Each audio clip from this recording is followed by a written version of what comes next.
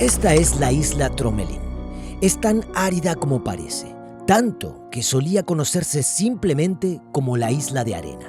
En 1761, casi 100 personas capturadas en su tierra natal fueron abandonadas aquí y la mayoría nunca volvieron a encontrarse.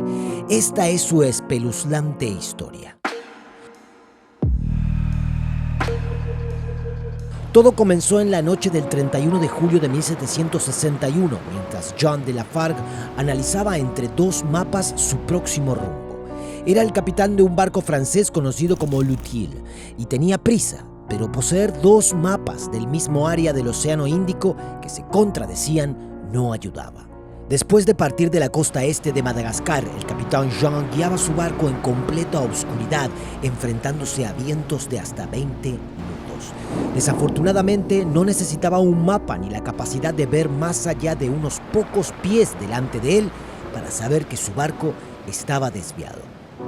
Sin un mapa preciso y confiable en el barco, tuvo que resolverlo usando demasiado la imaginación. Considerando esto, lo más inteligente habría sido reducir la velocidad y esperar hasta el amanecer para poder orientarse, pero el tiempo era un lujo que el capitán Jean no podía permitirse. Junto con una tripulación de más de 140 hombres, el capitán Jean tenía la misión de navegar hacia el oeste desde la isla de Francia, ahora conocida como Mauricio, hasta Madagascar para transportar un cargamento de carne y arroz. El capitán Jean, con su barco cargado de carne, arroz y 160 malgaches encerrados bajo cubierta, planeaba una parada secreta en la isla Rodríguez para venderlos, una operación lucrativa pero ilegal. Desobedeciendo las órdenes de detenerse en la isla de Francia, se dirigía a la isla Rodríguez cuando en la oscuridad chocaron con un arrecife cerca de la isla de arena. El impacto fue devastador. El barco se hundió rápidamente y aunque muchos sobrevivieron, quedaron varados en una isla peligrosa y remota. La isla de arena, descubierta por Francia en los años 1720, es pequeña y desolada, sin vegetación ni agua dulce. Ubicada en el Océano Índico, lejos de cualquier tierra importante, ofrece pocas posibilidades de rescate. Los sobrevivientes enfrentaron un clima implacable, con calor sofocante y sin refugio de los elementos. Su lucha por la supervivencia en este entorno hostil comenzó con el amanecer, revelando la cruda realidad de su situación. Desde el momento en que el capitán Jean llegó a la isla con el resto de los sobrevivientes, su comportamiento se volvió cada vez más errático. El estrés y la presión de contrabandear a los malgaches ilegalmente y estar perdido en el Océano Índico ya habían sido más que suficientes para lidiar, pero ahora no solo no recibiría ese gran pago que estaba esperando, sino que tampoco podría ocultar la actividad altamente ilegal en la que estaba involucrado. Cuando fuera rescatado de la isla, el capitán Jean tendría que enfrentarse al gobernador de la isla de Francia. Este estrés eventualmente se volvió demasiado para él. Algo en él simplemente se rompió y desde entonces nunca volvió a ser el mismo. Con este quiebre, la tripulación no tuvo otra alternativa que relevarle de su mando. Después, el primer teniente Barthélemy Castellan du Vernet tomó el mando y comenzó a organizar esfuerzos de supervivencia. Al principio, después del naufragio, la tripulación recogió todo lo del barco que llegó hasta la isla, mientras otros nadaban hasta el naufragio y recuperaban suministros aún dentro. Por esto, lograron acumular una cantidad considerable de madera, comida y varios objetos útiles. Sin embargo, algo que debería haber sido la máxima prioridad, como encontrar agua potable, fue completamente ignorado. Dado que la tripulación controlaba toda la comida y el agua y los malgaches no eran vistos como iguales, había poca razón para abordarlo al inicio de su calvario. Esto resultó en que 8 malgaches murieran de deshidratación en los primeros días. Solo después de sus muertes, el nuevo capitán ordenó cavar un pozo para encontrar agua dulce. A pesar de sus circunstancias compartidas, la división social entre los dos grupos se mantuvo. Trabajaron juntos en tareas de supervivencia necesarias, como la construcción de un horno para cocinar y una fragua para fundir metal, pero muy poco de los alimentos y agua se compartieron con los malgaches. La tripulación incluso estableció una división literal entre ellos y los malgaches, estableciendo un campamento en el extremo opuesto de la isla. Pero las diferencias entre ellos fueron más evidentes cuando Barthélemy ordenó construir un barco con los restos de Lutil.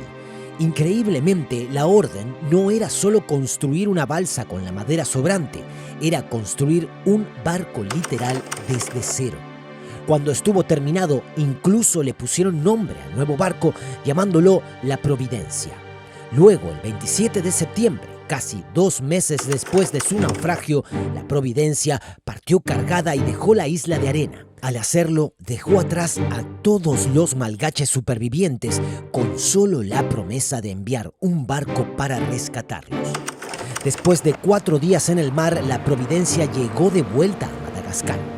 Durante el viaje, una enfermedad se propagó por el barco y mató a algunos tripulantes, incluido al capitán Jean.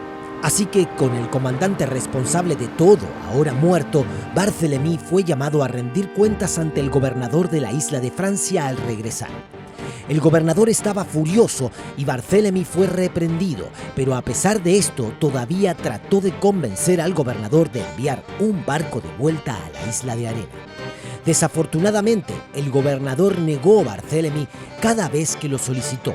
En ese momento, Francia estaba en la Guerra de los 7 años con Gran Bretaña por la supremacía global y no se podía prescindir de un solo barco. Esto significaba que no llegaría ayuda para los malgaches. En los primeros meses después de que la Providencia dejara la isla, los 60 malgaches supervivientes esperaban ansiosamente un barco de rescate que, desafortunadamente, y sin que ellos lo supieran, nunca llegaría. Eventualmente, todos los que quedaron atrás tuvieron poca opción más que hacer del inhóspito lugar su hogar. Sin muchos recursos naturales, los malgaches cavaron pozos en la arena que fortificaron con rocas de coral para usarlos como refugios. Tristemente, era común para los malgaches de la época enterrar a sus muertos en edificaciones similares a mausoleos, como los que vemos en cementerios actuales. Cavaban grandes hoyos y construían muros desde el fondo de los pozos hasta unos metros sobre el suelo. La estructura se cubría luego con un techo de piedra para completar un pequeño edificio subterráneo autocontenido destinado a albergar a los muertos por la eternidad. Esto significaba que los náufragos malgaches vivían esencialmente dentro de lo que consideraban tumbas. Aún peor, los supervivientes varados eran todos de las tierras altas centrales de Madagascar, lejos de la costa que rodea al país. Crecer y capturar comida cerca del océano era diferente a lo que estaban acostumbrados, lo que se hizo aún más complicado por los pocos recursos disponibles. Además, una de las pocas fuentes de comida disponibles, las tortugas, eran consideradas tabú para comer en Madagascar. Pero, a pesar de esto, cualquier reserva sobre comerlas no duró mucho, mientras el hambre se infiltraba y comenzaban a sentir que se les agotaba el tiempo. La buena noticia, si había alguna en su situación, es que las tortugas ni el pescado constituían la mayor parte de su dieta. Aunque la evidencia sugiere que los malgaches se convirtieron en hábiles pescadores mientras estaban en la isla, principalmente vivían de las aves marinas, ya que eran la fuente de alimento más abundante. Desafortunadamente, aunque la comida, el agua y el refugio se abordaron desde el principio y los malgaches se adaptaron donde necesitaban, su población continuaba disminuyendo dramáticamente. No está claro si esto se debió a enfermedades o desnutrición, pero de cualquier manera, la gente comenzó a morir. Poco después de que la tripulación dejara la isla, los malgaches crearon una gran balsa con lo que quedaba de la madera. Cuando estuvo completa, 18 de ellos subieron a bordo y se alejaron remando de la isla, esperando llegar a cualquier otro lugar para traer ayuda y salvar al resto. Trágicamente, estos 18 nunca se volvieron a ver. Con el paso del tiempo, los meses que estuvieron varados se convirtieron lentamente en años en la pequeña isla árida y la esperanza comenzó a desvanecerse. Después de 3 años, la mayoría de los malgaches habían muerto, quedando solo 15 de los 60 originales vivos. Un año después de que la Providencia llegara a Madagascar, Barthélemy partió para regresar a Francia, pero admirablemente continuó pidiendo a los funcionarios que enviaran un rescate a los malgaches. El gobernador se mantuvo firme cada vez que llegaba una carta de Barthélemy, pero él no se limitó solo al gobernador. Se dirigió a cualquiera con algún tipo de influencia política que pudiera autorizar un esfuerzo de rescate para ellos, y su insistencia finalmente se volvió demasiado para el ministro de Asuntos Marítimos de la isla de Francia. En 1772, 11 años después de que el Util se hundiera y con la guerra terminada, Barthélemy finalmente tuvo éxito. El ministro de Asuntos Marítimos acordó enviar un barco para rescatar a los malgaches.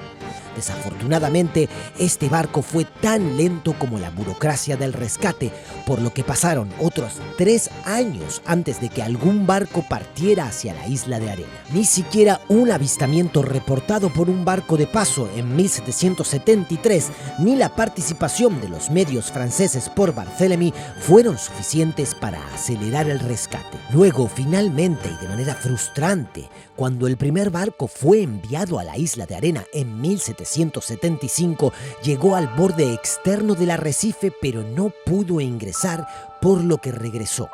Después de eso pasaría otro año antes de que se hiciera un segundo intento. Ese barco tomó una ruta diferente y llegó lo más cerca que el arrecife permitía a la isla, y luego ancló en su lugar. La tripulación bajó un bote al agua y 2 de ellos saltaron y comenzaron a remar hacia la isla. Una tormenta había comenzado poco antes de que el bote partiera del barco, y como si alguien necesitara más pruebas de lo peligroso que era el arrecife, el bote fue lanzado contra el arrecife por las olas y se hizo pedazos, arrojando a los 2 marineros al océano. Uno de los hombres nadó de vuelta al barco y el otro nadó hacia la orilla, y luego vio cómo su barco levantaba el ancla y lo abandonaba allí. Después, el tripulante varado se convirtió en parte de la pequeña comunidad de malgaches y eventualmente lideró un nuevo proyecto para construir una balsa. La única diferencia entre esta balsa y la hecha más de una década antes fue su vela de plumas hecha de las aves marinas que habitaban la isla. Cuando la embarcación estuvo terminada, el marinero se unió a 6 malgaches y la balsa flotó hacia el Océano Índico. Pero nuevamente, esta balsa y todos a bordo nunca se volvieron a ver. Los malgaches restantes volvieron a su soledad cuando partió la balsa, esperanzados de que alcanzara tierra y pronto serían salvados. Pero con el paso de los meses quedó claro que nadie vendría a salvarlos. Hay que imaginar que cada uno de estos intentos de rescate solo era más devastador, ya que toda su nueva esperanza se volvía a desvanecer con el tiempo. Y eventualmente, incluso, debieron acostumbrarse a que todos los intentos de rescate fracasaran. Deben de haber aceptado finalmente que nunca dejarían la isla de Arena y continuar con cualquier apariencia de vida normal que establecieron después de ser abandonados por la tripulación francesa. Pero todo cambió para ellos el 29 de noviembre de 1776. Ese fue el día en que un pequeño barco de guerra francés llamado el Dauphin llegó a la isla bajo el mando del capitán Jacques-Marie Boudin de Tourmelin. Y lo que él y su tripulación encontraron fue impactante. De los 60 a 80 malgaches que sobrevivieron al naufragio, solo quedaban 7 mujeres. Una de ellas sostenía a un bebé de 8 meses que había nacido en la isla, y todas las demás llevaban ropa hecha de plumas de aves marinas que habían trenzado juntas. El capitán Jacques inspeccionó las condiciones en las que vivían los malgaches y apenas podía creer lo que veía. Había pequeños edificios agrupados y se había construido un cobertizo de piedras de coral para almacenar comida. Los malgaches incluso lograron construir una pequeña torre de vigilancia para observar barcos, pero afortunadamente, a pesar de todas estas comodidades que habían creado, finalmente su calvario había llegado a su fin.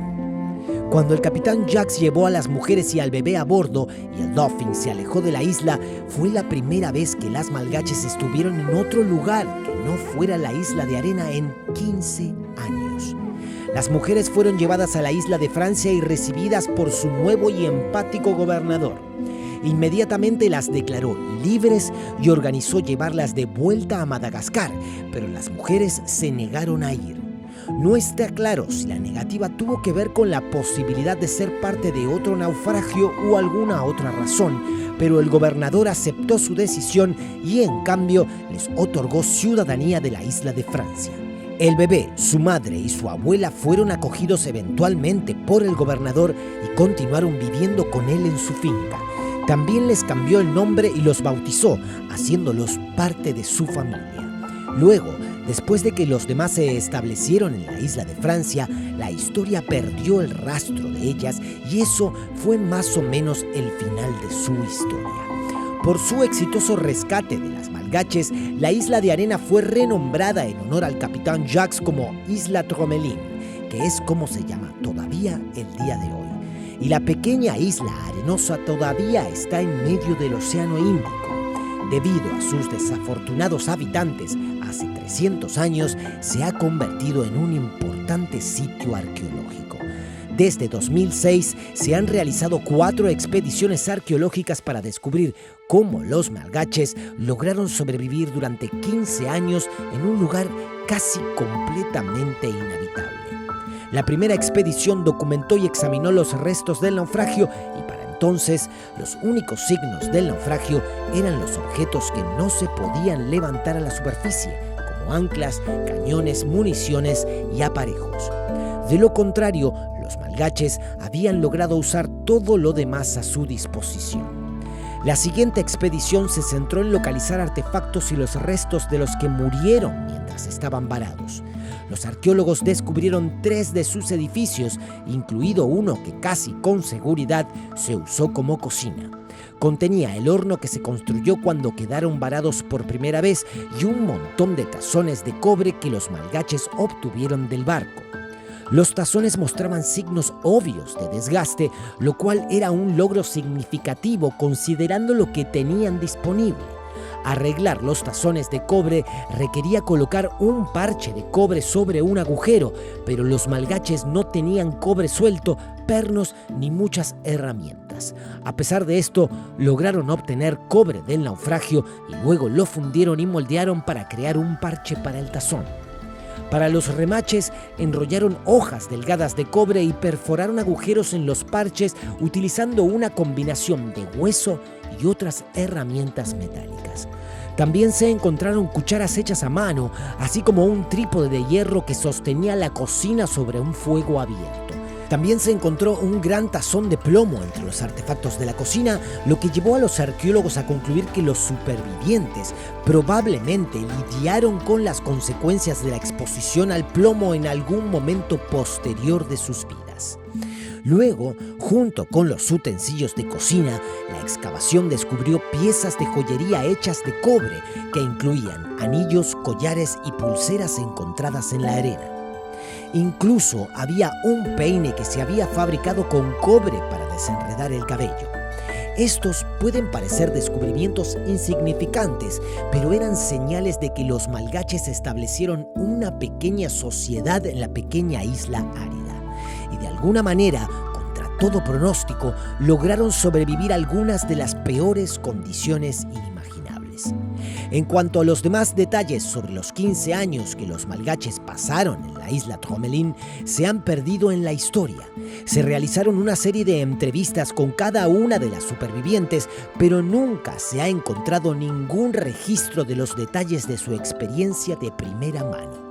Si has llegado hasta aquí, muchas gracias por verlo. Tenemos muchos otros videos de expediciones históricas en el canal similares a este, así que asegúrate de verlos. Si tienes una sugerencia para narrar otra fascinante historia, no dudes en contarnos y espero verte en el próximo capítulo.